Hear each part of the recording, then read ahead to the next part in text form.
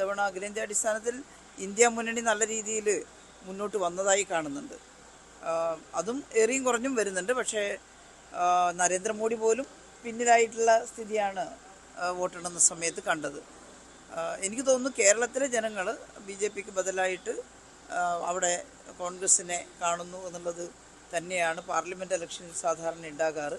ഇത്തവണയും ആ ട്രെൻഡ് തന്നെയാണല്ലോ നമ്മൾ കണ്ടത്. ടീച്ചർ, വടകരയിലെ സ്ഥിതി എടുത്തു കഴിഞ്ഞാൽ ടീച്ചർ അവിടെ മത്സരിച്ച സ്ഥാനാർത്ഥിയാണ്.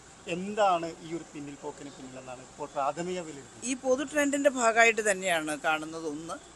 മറ്റൊന്ന്, ഇപ്പോഴത്തെ നവമാധ്യമ പ്രചരണങ്ങളെല്ലാം അത് ഹിന്ദു പത്രത്തിലൊരു വാർത്ത വന്നിട്ടുണ്ടല്ലോ കഴിഞ്ഞ പ്രാവശ്യം, പാർലമെൻറ്റുകളെ പോലും നിയന്ത്രിക്കുന്നത് ഇപ്പോൾ ഈ ന്യൂ മീഡിയ ആണ്. ന്യൂ മീഡിയയിലൂടെ തെറ്റായ കാര്യങ്ങൾ പ്രചരിച്ചാലും അത് കുറേ ആളുകളുടെ മനസ്സിലേക്ക് പോകും.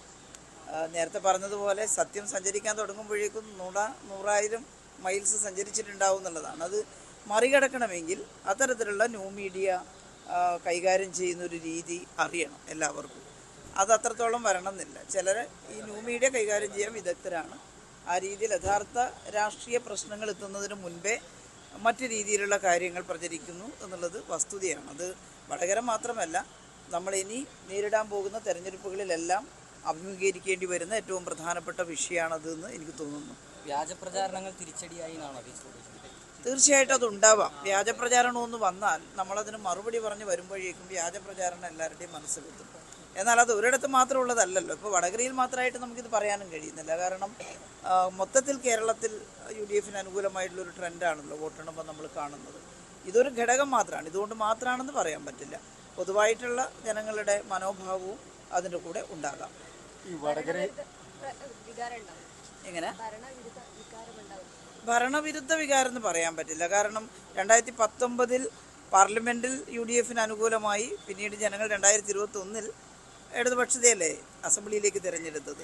അപ്പോൾ അങ്ങനെ പറയാൻ പറ്റില്ല എന്നാണ് തോന്നുന്നത്. അതെല്ലാം വിശകലനം ചെയ്താലേ നമുക്ക് പറയാൻ പറ്റുള്ളൂ. ടീച്ചറെ, ഇടതുണ്ടെങ്കിലേ ഇന്ത്യ ഉള്ളൂ എന്നതായിരുന്നു നിങ്ങളുടെ പ്രചാരണവാക്യം. അത് ജനത തള്ളിക്കളഞ്ഞു. ജനത പൂർണ്ണമായി തള്ളിക്കളഞ്ഞു എന്ന് പറയാൻ കഴിയില്ല. ഇടതുപക്ഷ ജനാധിപത്യ മുന്നണി ചില സംസ്ഥാനങ്ങളിൽ മാത്രമേ ശക്തമായിട്ടുള്ളൂ.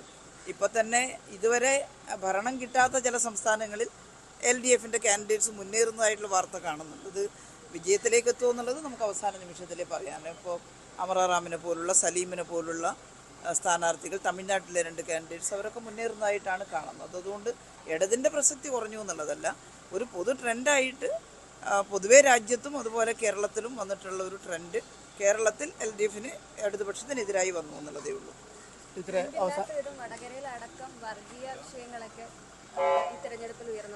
അതൊക്കെ കൃത്യമായിട്ട് അങ്ങനെ ഒരു ആരോപണമാണ് ശരിക്കും ഉണ്ടായിരുന്നത്, വന്നിരുന്നു. അതങ്ങനെയല്ല എന്ന് പറയാൻ ഞങ്ങൾ ശ്രമിക്കുകയും ചെയ്തിരുന്നു. അങ്ങനെ ഉണ്ടാവില്ല എന്ന് പറയാൻ ശ്രമിക്കുകയും ചെയ്തിരുന്നു. വോട്ടിംഗ് പാറ്റേണൊക്കെ കാണുമ്പോഴേ നമുക്ക് പൂർണ്ണമായിട്ട് പറയാൻ പറ്റും. അത് മാത്രമാണെന്ന് പറയാൻ പറ്റില്ല. അങ്ങനെയാണെങ്കിൽ മുഴുവൻ മണ്ഡലത്തിലും അങ്ങനെ ഒരു ട്രെൻഡാണല്ലോ വന്നത്.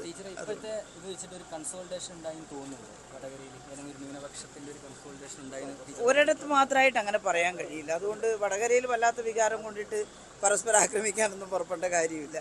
കേരളത്തിൽ ഉടനീളം ഉണ്ടായിട്ടുള്ള ട്രെൻഡിൻ്റെ കൂടെ അങ്ങനെയെല്ലാം വന്നിട്ടുണ്ടാവാം. പക്ഷേ അത് എവിടെയെങ്കിലും ഏതെങ്കിലും ഒരു മതവിഭാഗം പ്രത്യേകിച്ച് അങ്ങനെയൊന്നും പറയാൻ പറ്റില്ല. പൊതുവായിട്ടുള്ളൊരു ട്രെൻഡ് UDFന് അനുകൂലമായിട്ട് വന്നു. ആ കൂട്ടത്തിൽ വടകരയും വന്നു എന്നുള്ളതേ ഉള്ളൂ. അപ്പോൾ അത് ഒരു കാര്യമാണ്. തെരഞ്ഞെടുപ്പ് വിജയിക്കുകയോ പരാജയപ്പെടുകയോ ചെയ്താലും നാട്ടുകാരെല്ലാം സമാധാനപൂർണ്ണമായിട്ട് ഒരുമിച്ച് ജീവിക്കണം. വെറുതെ കുഴപ്പമുണ്ടാക്കി ബഹളം ഉണ്ടാക്കിയിട്ട് കാര്യമില്ല. ഇപ്പോൾ രാഷ്ട്രീയ പ്രവർത്തനം തെരഞ്ഞെടുപ്പിൽ വിജയവും പരാജയവും ഒക്കെ ഉണ്ടാകും. എന്നാലും രാഷ്ട്രീയ പ്രവർത്തനം നടത്തേണ്ടവരാണ് നമ്മളെല്ലാവരും. അത് കൃത്യമായിട്ട് തുടരുകയും ചെയ്യും. അപ്പോൾ അതിൻ്റെ ഇടയിൽ സാധാരണക്കാരായ ജനങ്ങൾ തമ്മിൽ യാതൊരു തരത്തിലുള്ള സ്പർദ്ധ ഉണ്ടാവരുത് എന്നുള്ളതാണ് പറയാനുള്ളത്. ഓക്കെ, ശരി.